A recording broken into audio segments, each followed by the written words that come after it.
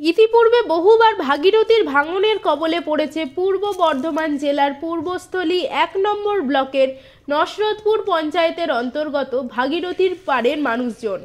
নদীগর্ভে বিলীন হয়ে গেছে একের পর এক গ্রাম। বিঘের পর বিঘে চাষের জমি, আস্ত বাড়ি, ভিটে মাটি সবই চলে গেছে ভাগীরথীর করাল গ্রাসে। নিঃস্ব হয়েছে গ্রামবাসীরা। ঘর বাড়ি ছেড়ে প্রাণের ভয়ে রীতিমতো পালাতে হয়েছে গ্রামবাসীদের। নিরাশ্রয় হতে হয়েছে তাদের।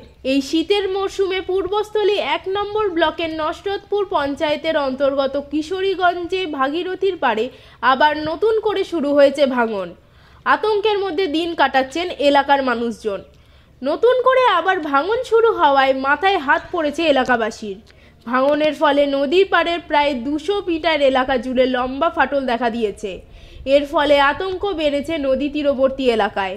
ভাঙনের ফলে নদী ক্রমশ এগিয়ে আসছে জনবসতিপূর্ণ এলাকার দিকে, এমনটাই জানাচ্ছেন এলাকার মানুষজন। একবারে বন্যায় ধস লাগবে, আচ্ছা এখানটা ভেঙে একবারে পকার হয়ে গেছে, দিয়ে মানুষ দেখতে পাচ্ছিল না, ওখানে কলকল করে সেরকম চলছিল, আচ্ছা দিয়ে এখন বাজে প্রতিদিন মানুষ যাতায়াত করছিল।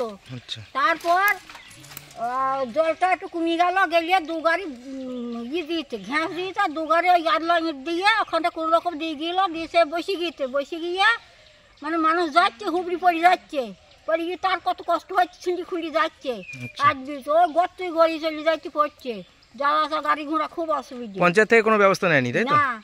আচ্ছা এখন কি চাইছেন? এখন রাস্তাটা করার দরকার, রাস্তাটা করলে পারি তা মানুষ যাতায়াত গাড়ি ঘোড়া সবই ভালো হয়। আপনার এখানেই বাড়ি? এই বাড়ি। কি নাম? আমার নাম পদ্মরানী মণ্ডল। গ্রামে যাতায়াতের রাস্তাটিও ভাঙনের কবলে পড়েছে। আগামী বর্ষায় পরিস্থিতি আরও ভয়াবহ রূপ ধারণ করবে এমনটাই আশঙ্কা করছেন এলাকাবাসী। এই অঞ্চলের মানুষের জীবিকা প্রধানত কৃষিকাজ। ভাগীরথীর পাড়ে বিভিন্ন রকম ফসল চাষাবাদ করে জীবিকা নির্বাহন করে। সেই সমস্ত জমি যদি ভাঙনের ফলে নদী গর্ভে চলে যায় তাহলে কিভাবে দিন কাটাবে তারা, এই ভেবেই রীতিমতো চিন্তিত এলাকাবাসী। সেফিল টাইমস। দুদিন আগে ভেঙেছে।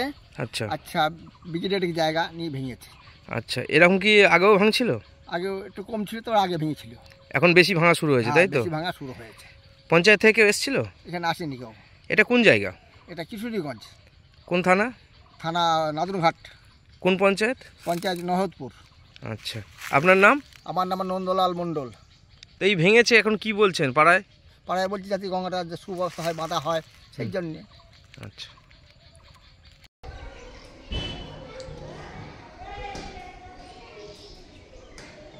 উনি বলবো যে ভাঙন বাঁধার দরকার, এটা একান্ত বাঁধা দরকার, বাঁধার প্রয়োজন। আমারই তো 20-25 বিঘে জমি। টোটাল কতগুলো জমি গেল? তা প্রায় 1000 বিঘে। আচ্ছা আর এখানে কত জনসংখ্যক বাড়ি আছে এখন? এখন 100 ঘর আছে, আর 100 ঘর প্রায় উঠে গিয়েছে। কোথায় গেলেন তারা? উঠে ওপার গিয়েছে। আচ্ছা এই ভাঙন নিয়ে পঞ্চায়েত কোনো ব্যবস্থা কিচ্ছু করেনি? এর আগে রাস্তা ভেঙেছিল কিছু করে? না করেনি। ওই 1 গাড়ি ইট দিয়েছে, মাটি দিয়েছে, ওটা কোনো কথা নেই। আপনারা এই নিয়ে পঞ্চায়েত বা বিডিও অফিসকে জানিয়েছিলেন? না, তারা খোঁজ খবর নেয়নি? বিডিও অঞ্চলকে জানিয়েছি। আচ্ছা খোঁজ খবর নেই? না। আচ্ছা আপনার নাম? আমার নাম বিমল ব্যানার্জি। এই গ্রামের বাসিন্দা তাই তো? এটা কোন পঞ্চায়েত? পঞ্চায়েত এই নসরতপুর পঞ্চায়েত। আপনি কি জটিল কিছু সমস্যায় ভুগছেন, সমাধান পেতে চান?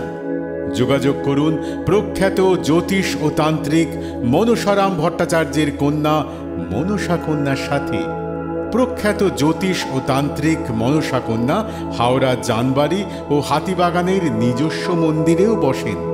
যোগাযোগ 9830106967 আর 9239655323।